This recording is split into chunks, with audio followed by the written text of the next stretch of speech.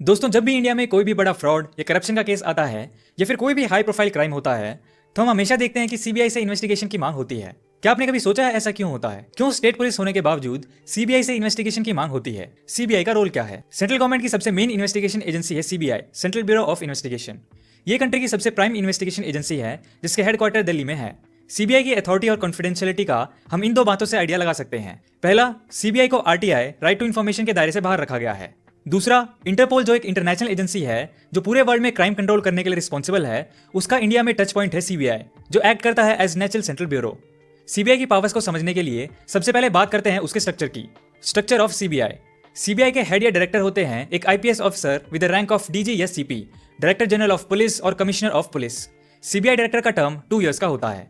किसी भी ऑर्गेनाइजेशन का डायरेक्टर उस ऑर्गेनाइजेशन का सबसे इंपॉर्टेंट और सबसे ज्यादा अथॉरिटी वाला पर्सन होता है और सीबीआई कंट्री की सबसे प्राइम इन्वेस्टिगेशन एजेंसी है। इसीलिए इसके डायरेक्टर की अपॉइंटमेंट के प्रोसेस में कई बार चेंजेस किए गए हैं।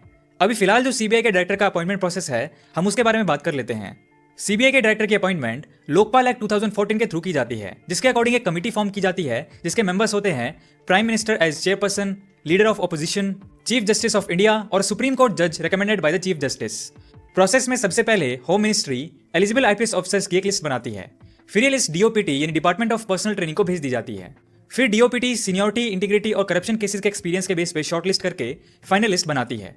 फिर ये फाइनल लिस्ट अपॉइंटमेंट कमेटी को भेज दी जाती है जिसके हेड होते हैं प्राइम मिनिस्टर। सीबीआई के डायरेक्टर के पास अथॉरिटी होती है डिपार्टमेंट के सुपरविजन की, ऑफिसर्स के सिलेक्शन प्रोसेस की, केसेस पे ऑफिसर की अपॉइंटमेंट की, एटसेट्रा। अभी प्रेजेंट सीबीआई के डायरेक्टर हैं IPS officer DGP Rishi Kumar Shukla. Director के अलावा सीबीआई में जो और रैंक्स होती हैं जैसे special director / additional director, joint director, DIG, deputy inspector general, senior superintendent, additional superintendent, deputy superintendent, inspector, sub inspector, assistant sub inspector, head constable and constable. DIG in CBI और उससे higher post पे officers IPS, Indian police service से appoint किए जाते हैं। इसके अलावा sub inspector level पे सीबीआई की एक डायरेक्ट रिक्रूटमेंट होती है जो एसएससी स्टाफ सिलेक्शन कमीशन के थ्रू की जाती है। सीबीआई एसएससी एग्जाम की one of the most highest preferences में रहती है।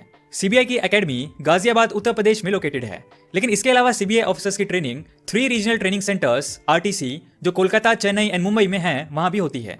सीबीआई में ऑफिसर्स का सारा काम इन्वेस्टिगेशन का होता है, जिनमें मोस्टली बड़े केसेस और हाई प्रोफाइल केसेस होते हैं।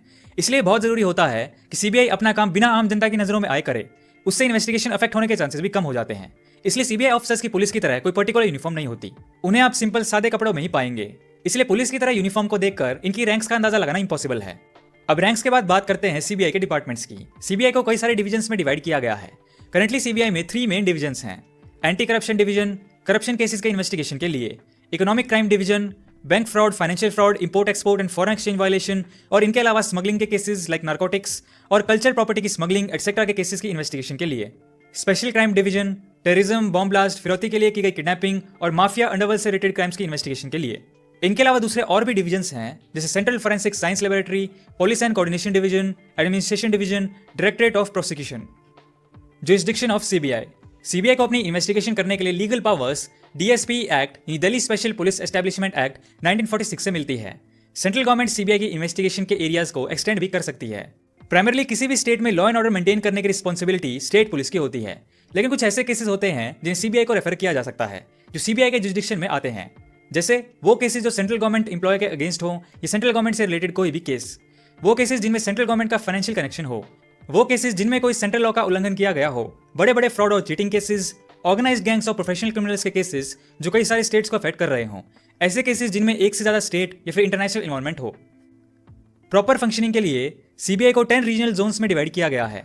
दिल्ली जोन जिसमें आता है एनसीआर और राजस्थान, चंडीगढ़ जोन जिसमें इंक्लूड होते हैं पंजाब, हरियाणा, मुंबई जोन जिसमें आते हैं महाराष्ट्र, गुजरात और गोवा, चेन्नई जोन जिसमें आते हैं तमिलनाडु, केरला, पुडुचेरी, हैदराबाद जोन जिसमें आते हैं आंध्र प्रदेश, तेलंगाना और कर्नाटका, कोलकाता जोन जिसमें आते हैं वेस्ट बंगाल, ओडिशा, पोर्ट ब्लेयर, लखनऊ जोन जिसमें आते हैं उत्तर प्रदेश एंड उत्तराखंड, पटना जोन जिसमें आते हैं बिहार और झारखंड, भोपाल जोन जिसमें आते हैं मध्य प्रदेश और छत्तीसगढ़, एंड गुवाहाटी जोन जिसमें इंक्लूड होते हैं eastern states like Assam, Arunachal Pradesh, Manipur, Mizoram, Meghalaya, Nagaland, Tripura.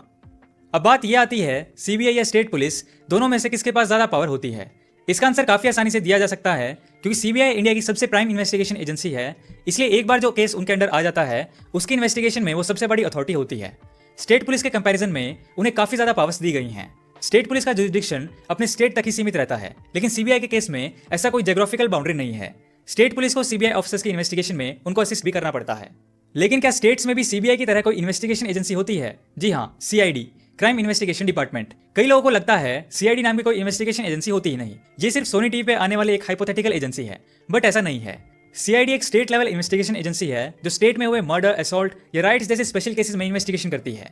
CID के कुछ डिविजन्स हैं जैसे anti human trafficking and missing person cells, anti narcotic cells, fingerprint bureau और crime branch CID. CID state police का ही पार्ट है, इसलिए ऑब्वियसली सीआईडी और सीबीआई में से सीबीआई के पास ज्यादा अथॉरिटी होती है।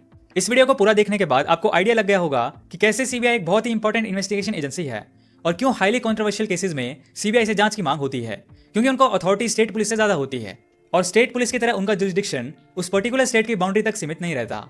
लेकिन क्या सीबीआई अपनी मर्जी से किसी भी केस पे इन्वेस्टिगेशन कर सकती है? नहीं, सिर्फ 3 ऐसे तरीके हैं जिससे सीबीआई किसी केस पे इन्वेस्टिगेशन कर सकती है। वो सेंट्रल गवर्नमेंट से रिलेटेड हो, स्टेट खुद किसी केस पे रिक्वेस्ट करे सीबीआई से इन्वेस्टिगेशन करने के लिए, सुप्रीम कोर्ट या हाई कोर्ट अपनी तरफ से किसी केस पे इन्वेस्टिगेशन को सीबीआई को दे, इवन स्टेट की मर्जी के बिना। सिर्फ इन्हीं 3 तरीकों से सीबीआई किसी केस पे इन्वेस्टिगेशन स्टार्ट कर सकती है। सीबीआई के अलावा इंडिया में और भी इन्वेस्टिगेशन एजेंसीज हैं, आप उनमें से जिस पे वीडियो चाहते हैं वो आप कमेंट सेक्शन में बता सकते हैं।